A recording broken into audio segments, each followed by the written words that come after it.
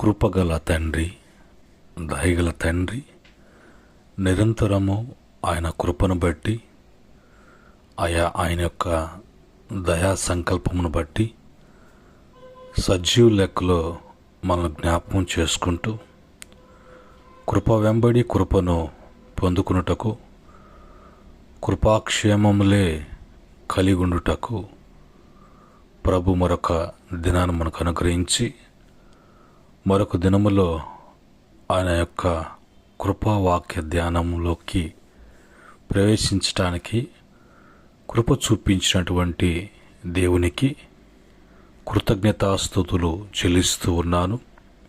అలాగనే ఈ యొక్క కృపావాక్య ధ్యానములో పాలిపంపులు కలిగి ఉంటున్నటువంటి బిడలకును, ఆసక్తితో దేవుని వాక్యాన్ని వినటానికి మనసు పెడుతున్నటువంటి బిడ్డలకును మరి ప్రభు పేరిట వందనాలు, ప్రభు పేరిట శుభములు తెలియచేస్తున్నాను. ప్రియమైన దేవుని బిడ్డలారా, మరొక దినములో దేవుని యొక్క కృపా వాక్య ధ్యానంలోకి ముందుకు పోవటానికి దేవుని వాక్యాన్ని మనం చదువుకుందాం. మరి అపోస్తలుడైనటువంటి పౌలు గారు మరి రచించినటువంటి పత్రిక తెస్సలోని పత్రిక, తెస్సలోనికి రాసినటువంటి 2వ పత్రిక 3వ అధ్యాయము 3వ వచనములో ఉన్నటువంటి మాటని చదువుకొని మనం ప్రార్థనాపూర్వకంగా ధ్యానం చేద్దాం. ఇక్కడ రాయబడినటువంటి మాట, అయితే ప్రభు నమ్మదగిన వాడు, ఆయన మిమ్మను స్థిరపరిచి దుష్టత్వము నుండి కాపాడును. ప్రేమగల తండ్రి, పరిశుద్ధుడా, మీకు వందనాలనైనా.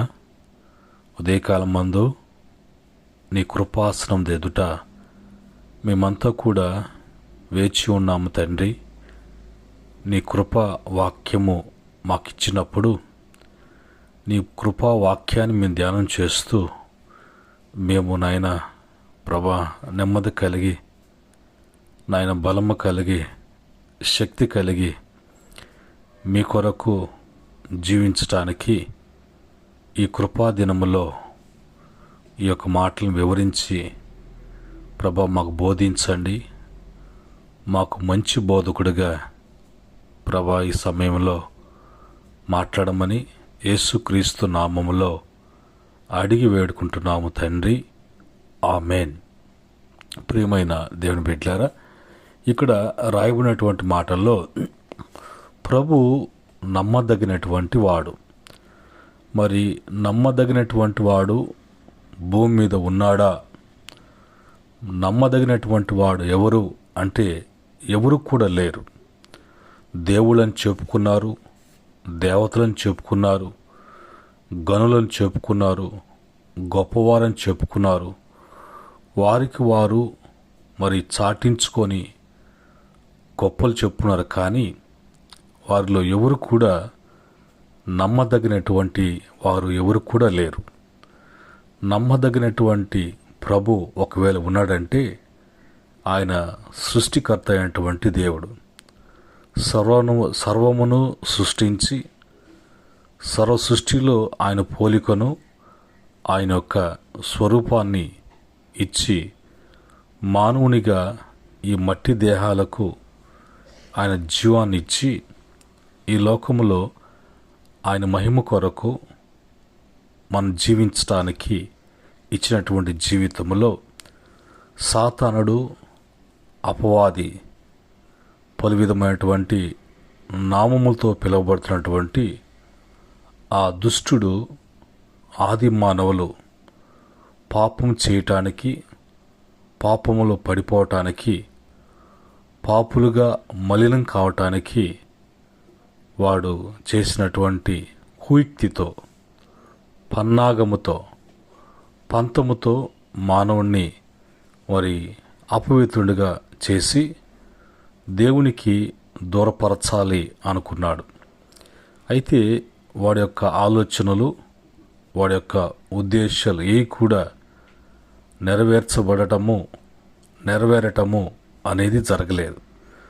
మానవునికి సమస్తమును కూడా ఇచ్చి ఏలుబడి చేయమని ఆధిపత్యం ఇచ్చినటువంటి మానవుని చేతిలో నుంచి వాడు పాపము చేయించి ఆ పాపాన్ని బట్టి భూలోకాన్ని అంతా కూడా బలత్కారముతో వాడి యొక్క హస్తగతము చేసుకోవటానికి ప్రయత్నించి ఆ ప్రయత్నంలోనే ఉన్నాడు.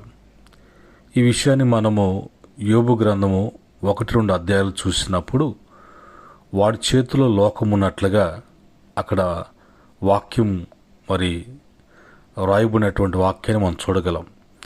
అయితే మరి ఎన్ని విధాలుగా వాడు కుయుక్తితో పనిచేసినా వాడి యొక్క పనిని నెరవేర్చుకోవాలనుకున్నా అది వాడికి సాధ్యపడేటువంటిది కాదు. కారణం ఏంటంటే ఏ పాపము చేసి మానవుడు దేవునికి దూరం అయిపోయి మరి ఆ పాపాన్ని బట్టి మరణాన్ని, ఆ పాపాన్ని బట్టి నరకాన్ని, నిత్య నాశనాన్ని తెచ్చుకున్నాడు. అదే మానవుని కొరకు ఆ మానవుని కలుగు చేసినటువంటి దేవాతి దేవుడు ఆయన ఏ ఆకారముతో ఏ శరీరముతో మానవుడు పాపం చేశాడు అదే ఆకారము ఆ శరీరముతో ఈ లోకానికి ఆయన కృపా సత్య సంపూర్ణుడిగా రావటం జరిగింది. కనుక మానవుని యొక్క పాపానికి ప్రాయశ్చిత్తము ఆయనే మరి చెల్లించాడు. ఆయన క్రయధనముగా రక్తాన్ని చిందించాడు. మానవుని కొరకు బలియాగమయ్యాడు. మానవుని కొరకు మరణం చెందాడు.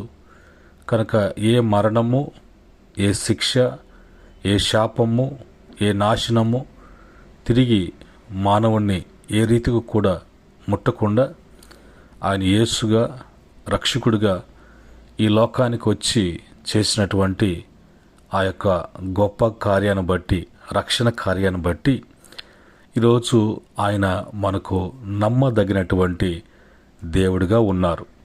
ఇందును బట్టి మనము మరి ఆ నమ్మదగినటువంటి దేవుడు ఆయన యందు విశ్వసించినటువంటి వారిని, ఆయన వైపు తిరిగినటువంటి వారిని తిరిగి తమ తప్పులు తెలుసుకొని తమ జీవించే జీవితం ఏంటో అని తిరిగి ఆయన ఆశ్రయించినప్పుడు ఆయన నీ జీవితంలో నమ్మదగినటువంటి దేవుడిగా ఆయన నిన్ను అన్ని విషయములో కూడా స్థిరపరిచి దుష్టత్వం నుండి, దుష్టుని చేతిలో నుండి నిన్ను కాపాడేటువంటి దేవుడిగా ఉన్నాడు.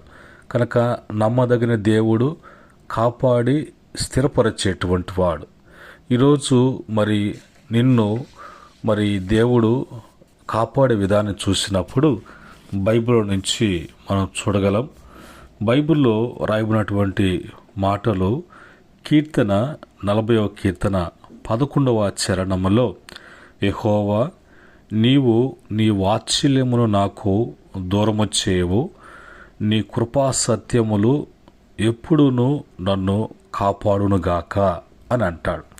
చూడండి, దేవుని యొక్క వాత్సల్యము దినదినము మన మీద అధికమవుతున్నది. కనుక ఆయన యొక్క వాత్సల్యాన్ని బట్టి, ఆయన యొక్క కృపా సత్యమును బట్టి ఎన్నడూ కూడా ఆయన విడిచిపెట్టేటువంటి దేవుడు కాదు. కానీ ఆయన ఎప్పుడు కూడా మనల్ని కాపాడేటువంటి దేవుడిగా ఉన్నాడు.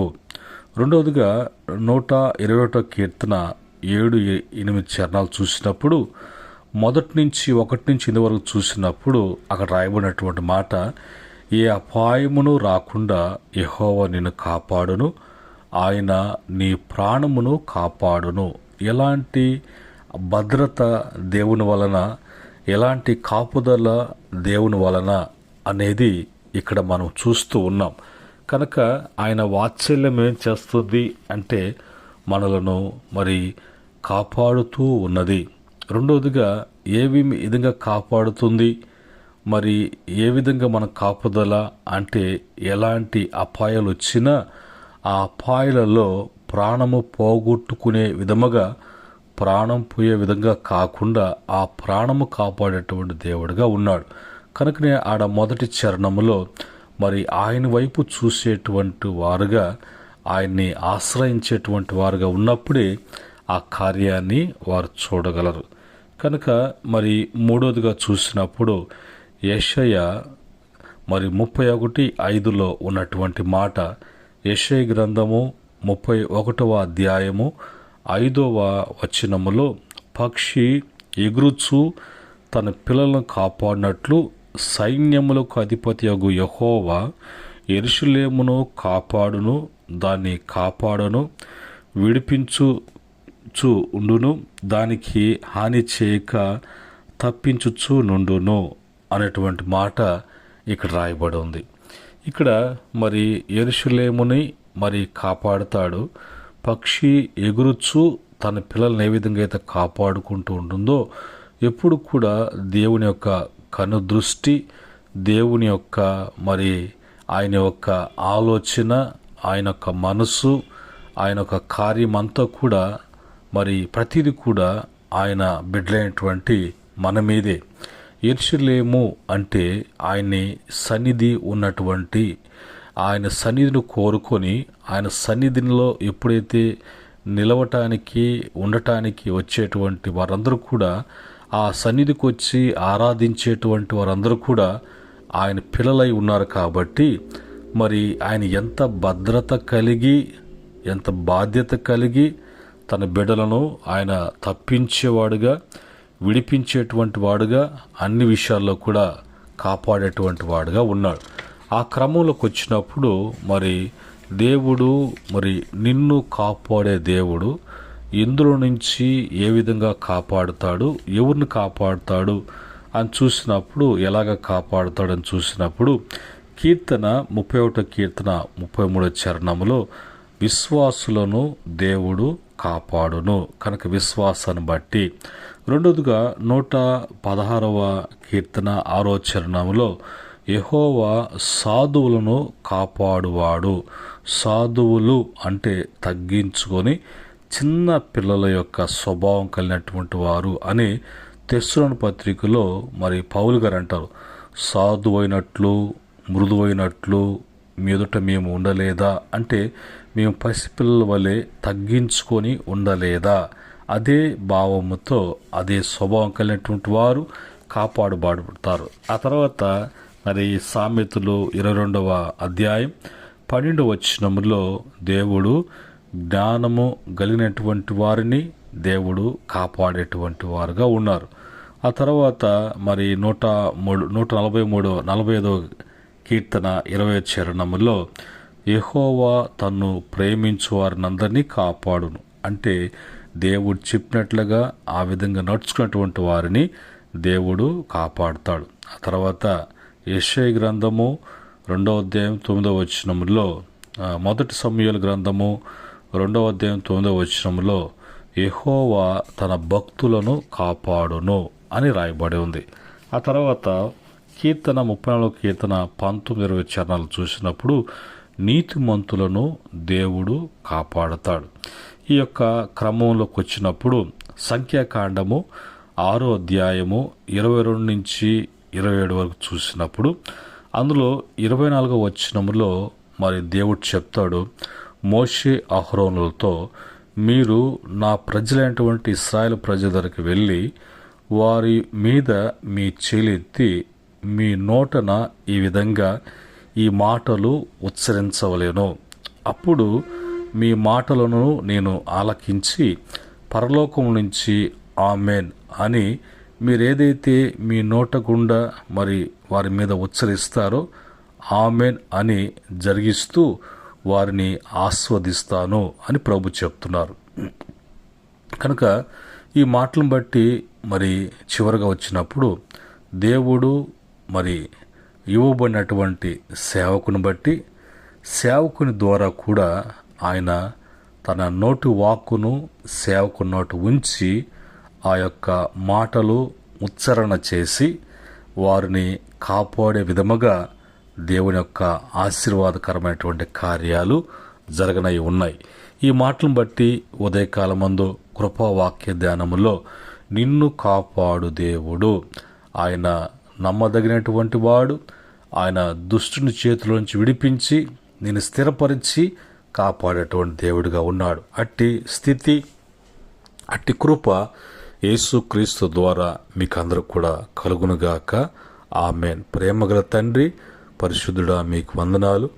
మరి ఉదయకాలమందు కృపా వాక్య ధ్యానములో మీరు ఇచ్చినటువంటి అమూల్యమైనటువంటి మాటలు, మీరు బయలుపరిచినటువంటి సత్యాలను బట్టి స్తుతిస్తున్నాం. నిశ్చయంగా ఈ వాక్యము ప్రతి బిడ్డ జీవితంలో, ప్రతి కుటుంబంలో, ప్రతి స్థలంలో, ప్రతి ప్రాంతంలో ఈ మాటలు వారి జీవితాల్లో కార్యం జరిగించినట్లుగా, వారు కూడా నీ కృపను బట్టి నాయన కాపాడబడినట్లుగా, మీ కార్యములు బలముగా జరుగునట్లుగా, వారు నీ యందు స్థిరపరచబడి, వారు కాపాడబడి నీ కొరకు ఈ లోకంలో మహిమ కొరకు, నీ మహిమ కొరకు జీవించినట్లుగా బలపరచమని, ఈ దినమంతట్లో బిడ్డల యొక్క ప్రతి ప్రయాసములో నీ కృప నుంచి కాపాడమని యేసుక్రీస్తు నామములో అడిగి వేడుకుంటున్నాము తండ్రి.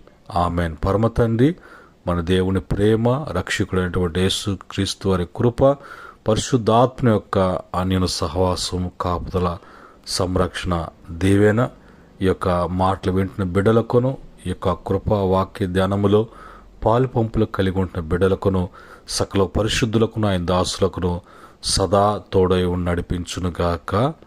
ఆమెన్. దేవుడు మిమ్ములను, మీ కుటుంబాలను, కలిగిన యావత్తును కూడా దీవించి, ఆస్వాదించి, స్థిరపరిచి, వృద్ధిపరచునుగాక. ఆమెన్.